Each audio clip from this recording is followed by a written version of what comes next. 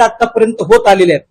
अगदी व्यास वाल्मिकींपासून या बाजूला व्यास वाल्मिकी असतील, छत्रपती शिवाजी महाराज, संभाजी महाराज यांनी हा उजवा विचार मांडलेला असेल, तर चार्वाकांनी तो डावा विचार मांडलेला आहे किंवा देवाचं अस्तित्व नाकारलेलं आहे. ही हजारो वर्षापासून ही लढाई सुरू आहे.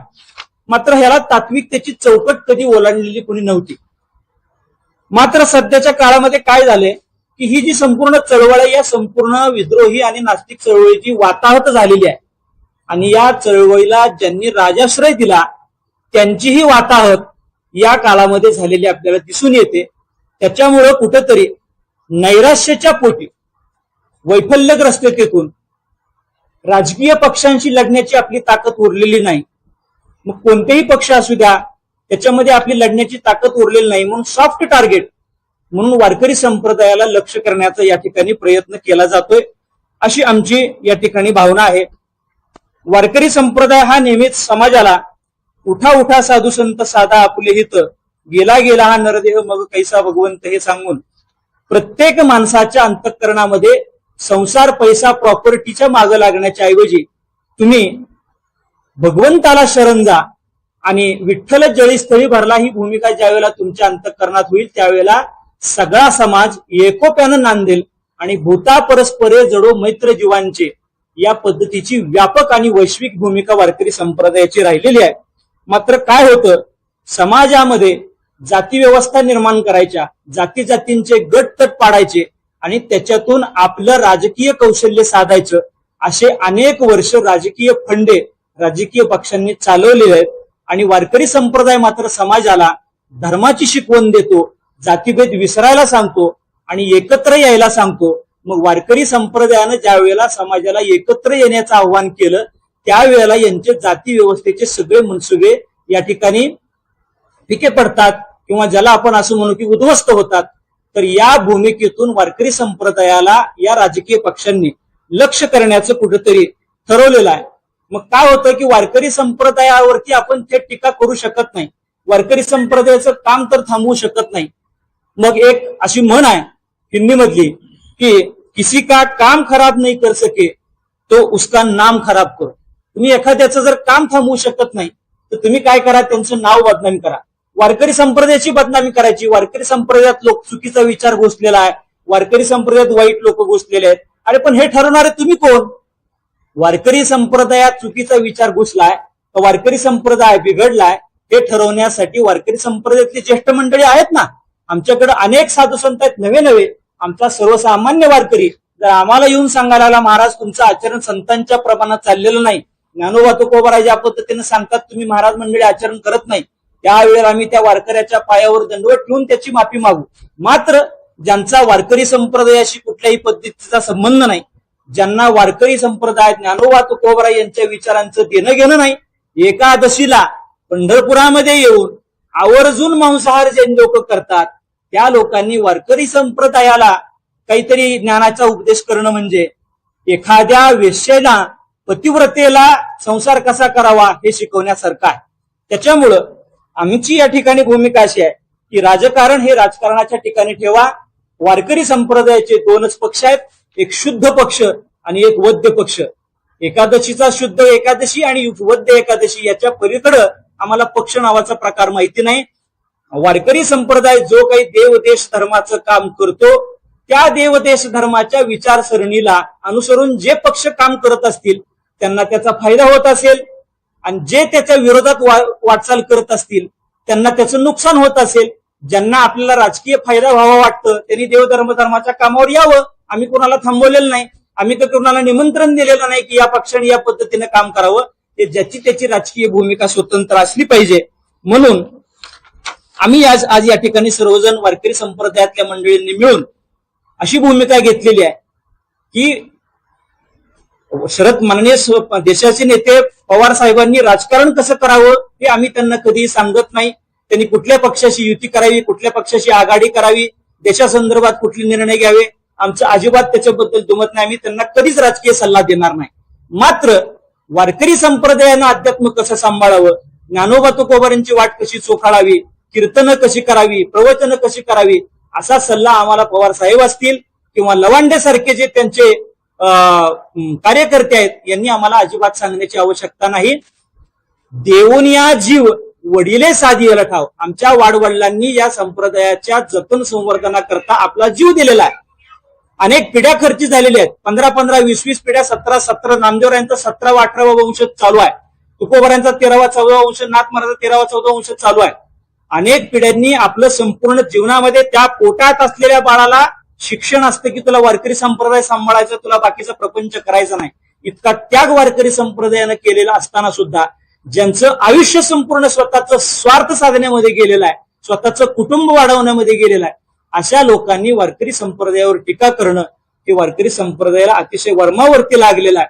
आणि याच्याही पुढे जाऊन सांगतो की घुसखोर घुसखोर घुसखोर हा जो शब्द आहे तो अत्यंत चुकीच्या पद्धतीनं संतांचा अपमान करणार आहे. संतांशी क्षोभवी कोण्याही प्रकारे त्याचे बरे नवे उभयलो की अशा पद्धतीची संतांची वचन आहेत. आम्हाला संतांनी सांगितलेलं आहे, एक वेळ लक्षात ठेवा, तुमच्याकडून देवाची निंदा घडली तर चालेल, पण संतांची निंदा घडली, देवाची निंदा घडली तर संत वाचवतील, पण संतांची जर निंदा घडली तर तुम्हाला देव सुद्धा वाचवणार नाही. या जगात तुम्हाला लपायला जागा नाही. त्याच्यामुळे वारकरी संप्रदायाच्या रोषाला तुम्हाला सामोरं तर जावंच लागेल, पण भगवान परमात्म्याची काठी तुमच्यावर पडल्याशिवाय राहणार नाही. ही वारकरी म्हणून आमची अंतःकरणापासून या ठिकाणी तळमळ आहे. वारकरी संप्रदायामध्ये जी काही घुसखोर म्हणून यादी यांनी जाहीर केली आहे, वास्तविक वारकरी संप्रदायातली ही सर्व मंडळी किती पूजनीय आहेत, त्यांचं कार्य काय काय आहे हे थोडक्यामध्ये आपल्याला या ठिकाणी माहिती सांगतो आणि याच्यानंतर आम्ही नेमकी काय भूमिका जाहीर केली याची माहिती आपणास देतो. वारकरी संप्रदायातली जी काही मंडळी 20 मंडळींची यादी त्यांनी जाहीर केली, तर त्या मंडळींचा परिचय आपल्यास थोडक्यामध्ये देतो. सर्वप्रथम यांनी किशोरजी व्यास हे त्यांचं पूर्वाश्रमीचं नाव आहे. आपल्या हिंदू धर्मामध्ये आश्रम असतात, त्याच्यामध्ये संन्यास आश्रम हा शेवटचा दिलेला आहे. त्याच्यातला संन्यास स्वीकारल्यानंतर त्यांचं नाव हे स्वामी गोविंद देवगिरी झालेलं आहे.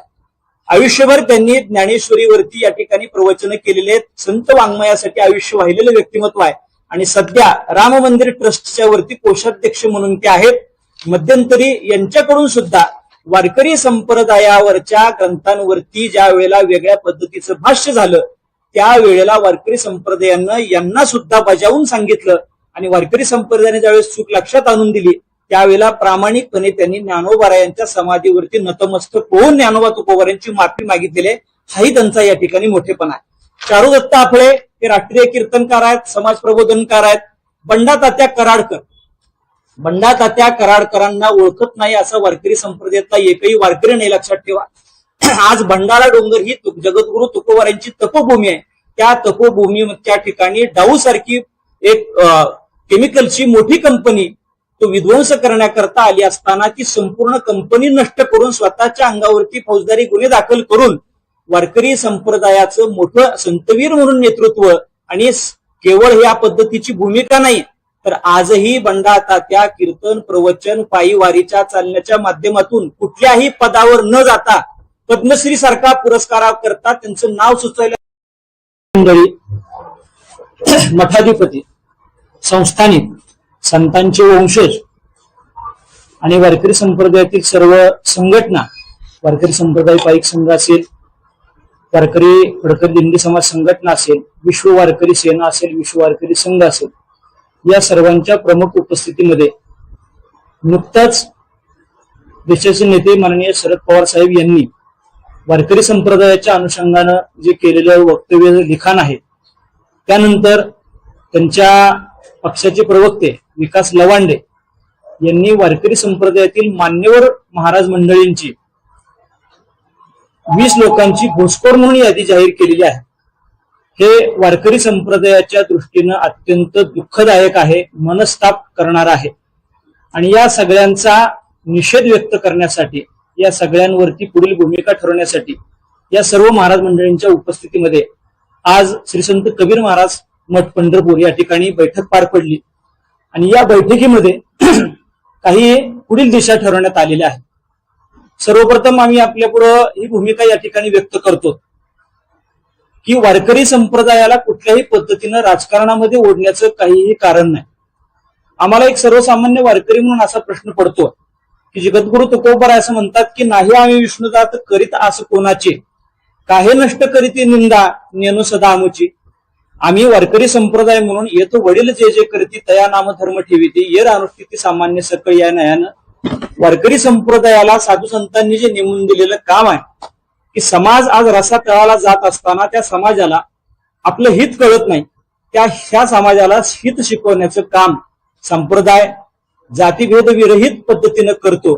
ते काम शांत पद्धतीनं आपापल्या पद्धतीनं चालू असताना सुद्धा विनाकारण वारकरी संप्रदायाला वेगवेगळ्या माध्यमातून लक्ष करण्याचं काम, ते वेगवेगळे राजकीय पक्ष असू द्या, वेगवेगळे पुरोगामी म्हणणारी लोक असू द्या, नास्तिक म्हणणारी मंडळी असू द्या, विद्रोही म्हणणारी असू द्या, अगदी मग मुग्धा कर्णिकांसारखी लोक असू द्या, आणि आता नुकतंच पवार साहेबांनी केलेलं वक्तव्य असू द्या, या सगळ्यांनी कायमच वारकरी संप्रदायाचा एका पद्धतीनं दुस्वास करण्याचं काम केलेलं आहे.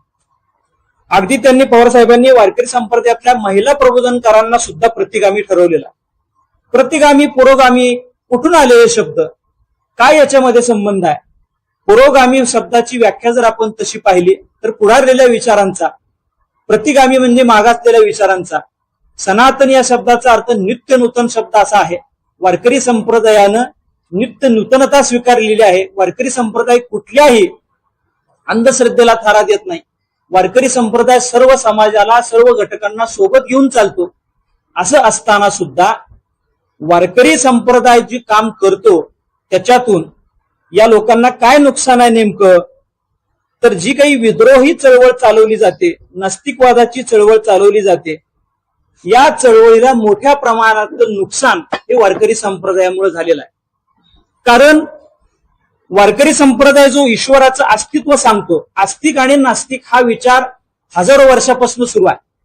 त्याच्यावरती वेगवेगळ्या पद्धतीच्या तात्विक चर्चा आतापर्यंत होत आलेल्या आहेत. अगदी व्यास वाल्मिकींपासून, या बाजूला व्यास वाल्मिकी असतील, छत्रपती शिवाजी महाराज, संभाजी महाराज यांनी हा उजवा विचार मांडलेला असेल, तर चार्वाकांनी तो डावा विचार मांडलेला आहे किंवा देवाचं अस्तित्व नाकारलेलं आहे. ही हजारो वर्षापासून ही लढाई सुरू आहे. मात्र ह्याला तात्विकतेची चौकट कधी ओलांडलेली कोणी नव्हती. मात्र सध्याच्या काळामध्ये काय झाले की ही जी संपूर्ण चळवळ आहे, या संपूर्ण विद्रोही आणि नास्तिक चळवळीची वाताहत झालेली आहे. आणि या चळवळीला ज्यांनी राजाश्रय दिला त्यांचीही वाताहत या काळामध्ये झालेली आपल्याला दिसून येते. त्याच्यामुळं कुठेतरी नैराश्याच्या पोटी, वैफल्यग्रस्ततेतून राजकीय पक्षांशी लढण्याची आपली ताकद उरलेली नाही. मग कोणतेही पक्ष असू द्या, त्याच्यामध्ये आपली लढण्याची ताकद उरलेली नाही. म्हणून सॉफ्ट टार्गेट म्हणून वारकरी संप्रदायाला लक्ष करण्याचा या ठिकाणी प्रयत्न केला जातोय, अशी आमची या ठिकाणी भावना आहे. वारकरी संप्रदाय हा नेहमीच समाजाला उठा उठा साधू संत साधा आपले हित, गेला गेला हा नरदेह मग कैसा भगवंत हे सांगून प्रत्येक माणसाच्या अंतःकरणामध्ये संसार, पैसा, प्रॉपर्टीच्या मागे लागण्याच्या ऐवजी तुम्ही भगवंताला शरण जा आणि विठ्ठल जळीस्थळी भरला ही भूमिका ज्यावेळेला तुमच्या अंतःकरणात होईल त्यावेळेला सगळा समाज एकोप्यानं नांदेल आणि भूता परस्परे जडो मैत्र जीवांचे या पद्धतीची व्यापक आणि वैश्विक भूमिका वारकरी संप्रदायाची राहिलेली आहे. मात्र काय होतं, समाजामध्ये जाती व्यवस्था निर्माण करायच्या, जाती जातींचे गट तट पाडायचे आणि त्याच्यातून आपलं राजकीय कौशल्य साधायचं, असे अनेक वर्ष राजकीय फंडे राजकीय पक्षांनी चालवलेले आहेत. आणि वारकरी संप्रदाय मात्र समाजाला धर्माची शिकवण देतो, जातीभेद विसरायला सांगतो आणि एकत्र यायला सांगतो. मग वारकरी संप्रदायानं ज्या वेळेला समाजाला एकत्र येण्याचं आव्हान केलं त्यावेळेला यांचे जाती व्यवस्थेचे सगळे मनसुबे या ठिकाणी फिके पडतात किंवा ज्याला आपण असं म्हणू की उद्ध्वस्त होतात. तर या भूमिकेतून वारकरी संप्रदायाला या राजकीय पक्षांनी लक्ष करण्याचं कुठेतरी ठरवलेलं आहे. मग काय होतं की वारकरी संप्रदायावरती आपण थेट टीका करू शकत नाही, वारकरी संप्रदायाचं काम तर थांबवू शकत नाही. मग एक अशी म्हण आहे हिंदी मधली की किसी का काम खराब नहीं कर सके तो उसका नाम खराब करो. तुम्ही एखाद्याचं जर काम थांबवू शकत नाही तर तुम्ही काय करा, त्यांचं नाव बदनामी करा. वारकरी संप्रदायाची बदनामी करायची. वारकरी संप्रदायात लोक चुकीचा विचार घुसलेला आहे, वारकरी संप्रदायात वाईट लोक घुसलेले आहेत. अरे पण हे ठरवणारे तुम्ही कोण? वारकरी संप्रदायात चुकीचा विचार घुसलाय का वारकरी संप्रदाय बिघडलाय हे ठरवण्यासाठी वारकरी संप्रदायातली ज्येष्ठ मंडळी आहेत ना. आमच्याकडे अनेक साधू संत आहेत नवे नवे. आमचा सर्वसामान्य वारकरी जर आम्हाला येऊन सांगायला लागला महाराज तुमचं आचरण संतांच्या प्रमाणात चाललेलं नाही, ज्ञानोबा तुकोबाराय ज्या पद्धतीने सांगतात तुम्ही महाराज मंडळी आचरण करत नाही, त्यावेळेला आम्ही त्या वारकऱ्याच्या पायावर दंडवत ठेवून त्याची माफी मागू. मात्र ज्यांचा वारकरी संप्रदायाशी कुठल्याही पद्धतीचा संबंध नाही, ज्यांना वारकरी संप्रदाय ज्ञानोबा तुकोबाराय यांच्या विचारांचं देणं घेणं नाही, एकादशीला पंढरपुरामध्ये येऊन आवर्जून मांसाहार जे लोक करतात त्या लोकांनी वारकरी संप्रदायाला काहीतरी ज्ञानाचा उपदेश करणं म्हणजे एखाद्या वेश्येला पतिव्रतेला संसार कसा करावा हे शिकवण्यासारखं आहे. त्याच्यामुळं आमची या ठिकाणी भूमिका अशी आहे की राजकारण हे राजकारणाच्या ठिकाणी ठेवा. वारकरी संप्रदायाचे दोनच पक्ष आहेत, एक शुद्ध पक्ष आणि एक वद्य पक्ष. एकादशीचा शुद्ध एकादशी आणि वद्य एकादशी याच्या पलीकडं आम्हाला पक्ष नावाचा प्रकार माहिती नाही. वारकरी संप्रदाय जो काही देवदेश धर्माचं काम करतो त्या देवदेश धर्माच्या विचारसरणीला अनुसरून जे पक्ष काम करत असतील त्यांना त्याचा फायदा होत असेल आणि जे त्याच्या विरोधात वाटचाल करत असतील त्यांना त्याचं नुकसान होत असेल. ज्यांना आपल्याला राजकीय फायदा व्हावा वाटतं त्यांनी धर्माच्या कामावर यावं. आम्ही कोणाला थांबवलेलं नाही, आम्ही तर कोणाला निमंत्रण दिलेलं नाही की या पक्षाने या पद्धतीने काम करावं. ते ज्याची त्याची राजकीय भूमिका स्वतंत्र असली पाहिजे. म्हणून आम्ही आज या ठिकाणी सर्वजण वारकरी संप्रदायातल्या मंडळींनी मिळून अशी भूमिका घेतलेली आहे की माननीय देशाचे नेते पवार साहेबांनी राजकारण कसं करावं हे आम्ही त्यांना कधीही सांगत नाही. त्यांनी कुठल्या पक्षाशी युती करावी, कुठल्या पक्षाशी आघाडी करावी, देशासंदर्भात कुठले निर्णय घ्यावे, आमचं अजिबात त्याच्याबद्दल दुमत नाही. आम्ही त्यांना कधीच राजकीय सल्ला देणार नाही. मात्र वारकरी संप्रदायानं अध्यात्म कसं सांभाळावं, ज्ञानोबा तुकोबारांची वाट कशी चोखाळावी, कीर्तनं कशी करावी, प्रवचनं कशी करावी, असा सल्ला आम्हाला पवार साहेब असतील किंवा लवांडे सारखे जे त्यांचे कार्यकर्ते आहेत यांनी आम्हाला अजिबात सांगण्याची आवश्यकता नाही. देऊन या जीव वडिले साधियला ठाव. आमच्या वाडवडिलांनी या संप्रदायाच्या जतन संवर्धनाकरता आपला जीव दिलेला आहे. अनेक पिढ्या खर्ची झालेल्या आहेत, 15-15, 20-20 पिढ्या, 17-17. नामदेवरायांचा 17वा-18वा वंश चालू आहे, तुकोबारायांचा 13वा-14वा वंश, नाथ महाराजांचा 13वा-14वा वंश चालू आहे.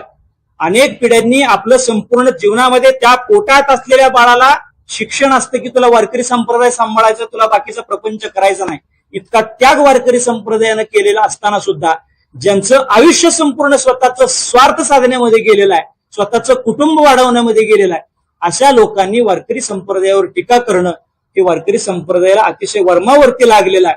आणि याच्याही पुढे जाऊन सांगतो की घुसखोर हा जो शब्द आहे तो अत्यंत चुकीच्या पद्धतीनं संतांचा अपमान करणार आहे. संतांशी क्षोभवी कोण्याही प्रकारे त्याचे बरे नवे उभय लोकी अशा पद्धतीची संतांची वचन आहेत. आम्हाला संतांनी सांगितलेलं आहे, एक वेळ लक्षात ठेवा, तुमच्याकडून देवाची निंदा घडली तर चालेल, पण संतांची निंदा घडली, देवाची निंदा घडली तर संत वाचवतील, पण संतांची जर निंदा घडली तर तुम्हाला देव सुद्धा वाचवणार नाही. या जगात तुम्हाला लपायला जागा नाही. त्याच्यामुळे वारकरी संप्रदायाच्या रोषाला तुम्हाला सामोरं तर जावंच लागेल, पण भगवान परमात्म्याची काठी तुमच्यावर पडल्याशिवाय राहणार नाही. ही वारकरी म्हणून आमची अंतःकरणापासून या ठिकाणी तळमळ आहे.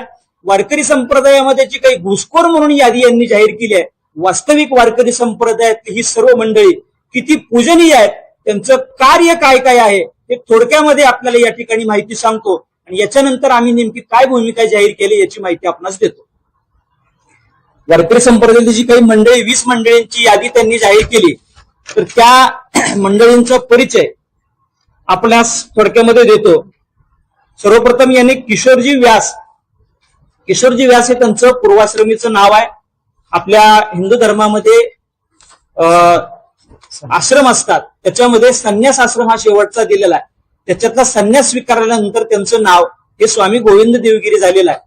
आयुष्यभर त्यांनी ज्ञानेश्वरीवरती या ठिकाणी प्रवचन केलेले आहेत. संत वाङ्मयासाठी आयुष्य वाहिलेलं व्यक्तिमत्व आहे आणि सध्या राम मंदिर ट्रस्टच्या वरती कोषाध्यक्ष म्हणून ते आहेत.